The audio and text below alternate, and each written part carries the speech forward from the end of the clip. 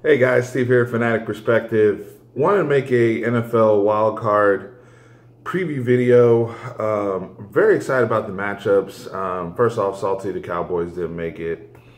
It is what it is. I've made my videos. If you want to get my thoughts on our season, please check out those videos at Fanatic Perspective. But this is going to be an NFL wildcard preview, like I said, and honestly excited about all four matchups. I'm going to start with the AFC, and then we'll work over to the NFC.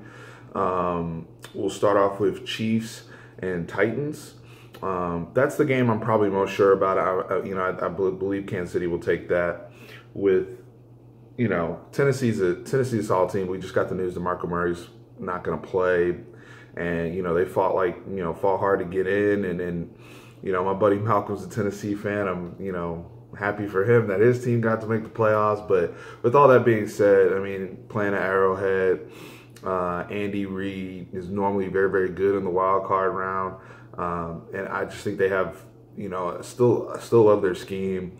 A lot of team speed, Keem Hunt, and the Titans have been inconsistent defensively. Some weeks they are really, really good with their pass rush, and some weeks, it just is what it is. So I do like the Chiefs to pull that out. But respect to the Tennessee organization for making it to the playoffs. I just think that, Marcus Mariota is very similar to what they see on their end with mobile quarterbacks, and I think they'll have a game plan to have him buttoned up, especially any wrinkles that Tennessee throws at them, they'll be able to adjust in the second half, and I think we'll see probably a Kansas City, New England divisional playoff game. The other AFC game, which I'm very excited about, nobody circles the wagon like the Buffalo Bills, as Chris Berman used to say. And congratulations to Bills Mafia, their fan base, everyone. I have a couple guys, my buddy Ron, my buddy James, who are huge Buffalo Bills fans. And man, for them to make the playoffs, 19-year drought, seemed very, very unlikely going into Week 17. But it's funny, a lot of people were joking like the biggest moment in the last Bills 25 years is the Andy Dalton touchdown pass to knock Baltimore out of the playoffs. But exciting times for Buffalo. I know a lot of people kind of criticize them for celebrating so hard just for making the playoffs. But if you guys don't know what that franchise has been through in terms of the combination of no quarterback, from having the greatness they had in the 80s and 90s in the Marv Levy era to J.P. Lossman and the end of Drew Bledsoe, and it all started for me in that Tennessee, the Miracle, Music City Miracle play, when they decided to start Rob Johnson over Doug Flutie, and they haven't been the same franchise since. So for them to get back into the playoffs, they deserve to celebrate like that. With all that being said, they're going against probably the best defense in the wild card round in the Jacksonville Jaguars. That's going to be a tough task. We don't know what Shady's status is right now. I'm pretty sure he's going to play, especially with the game being on Sunday. And he's typically a guy that can fight through stuff like that.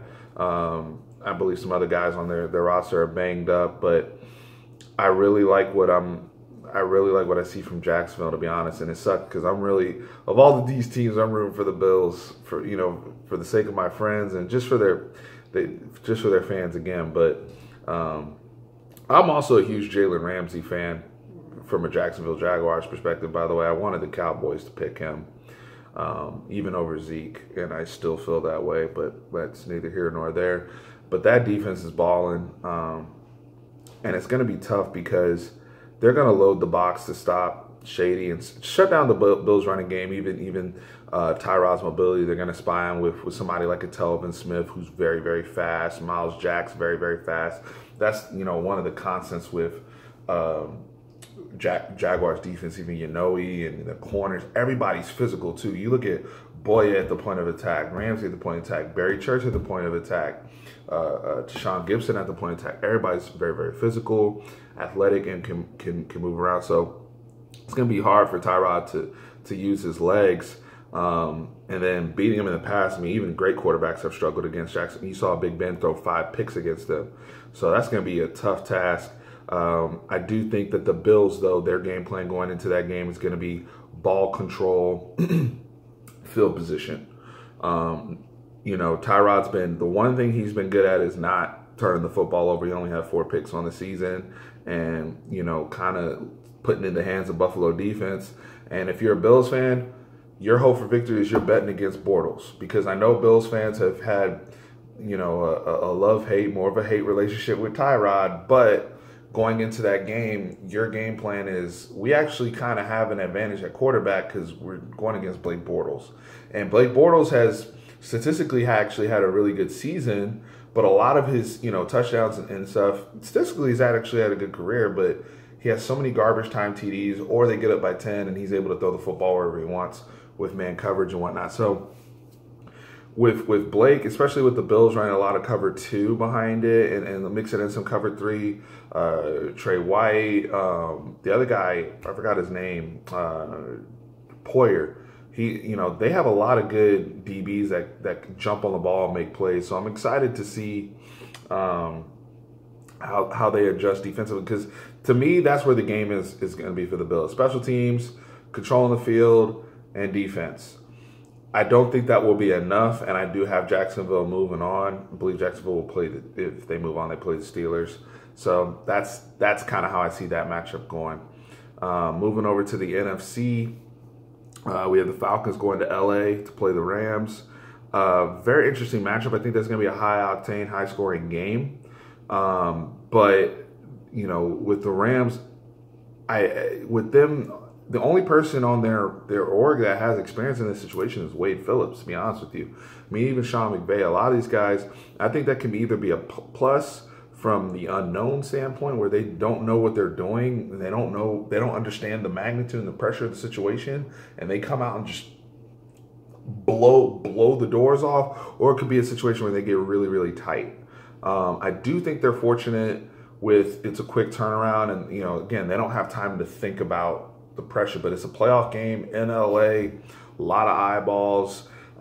Jared Goff, coming off a 28 touchdown, I think only 9 picks this year, so it's going to be tough to now. The expectation is risen, and Falcons, they got back in, and they had a very disappointing season based upon where they were last year, but they're back in the dance, and now it's, from the Falcons standpoint, is they're thinking about that Super Bowl from last year that they just completely blew.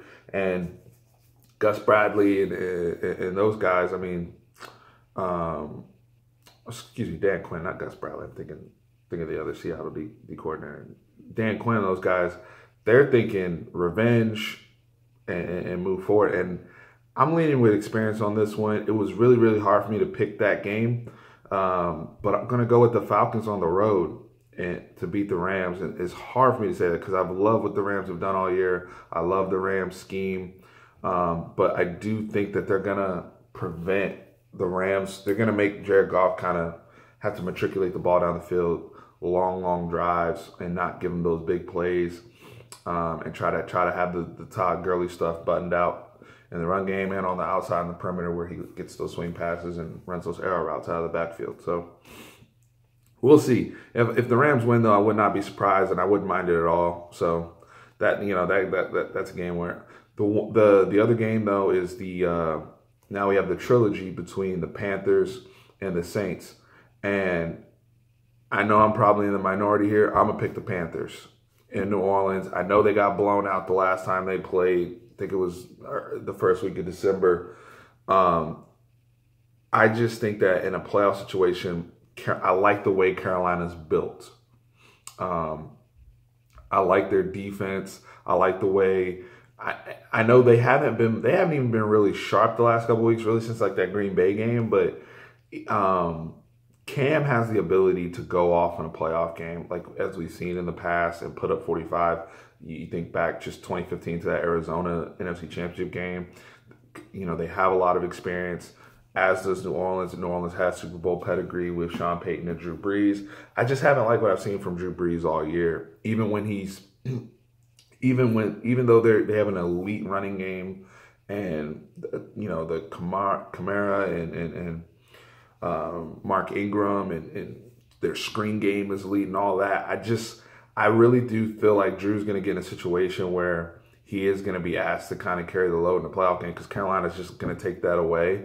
And honestly, my biggest point is it's really hard to beat the same person 3 times. It's really, really hard. I mean, Ron Rivera is not a terrible coach where him and his staff aren't going to make adjustments and figure something out to be a difference in that game. And Drew sometimes, in high pressure moments, he has shown a propensity to throw interceptions. And I could see somebody like a Luke Kuechly making a big play and turning that game around. I'm going to pick Carolina. So it's weird because I'm actually going to, on the AFC side, I'm staying with the home teams. On the NFC side, I'm actually picking two road dogs to win. But we'll see. Very, very interesting round. I think the NFC ones are harder to pick. But I'm rooting for Buffalo. And I hope that their fans, can enjoy everything leading into the game, can enjoy the game. And hopefully this is a start for them, platform for them to build forward to trying to be a legitimate challenger to the New England Patriots in the NFC East with Sean McDermott and that organization. So we'll see. Very excited. I'll be doing some reaction videos all playoffs long, just giving my thoughts. But just going into the weekend, very excited to see what these teams have. And we'll be back with you guys soon. Thank you.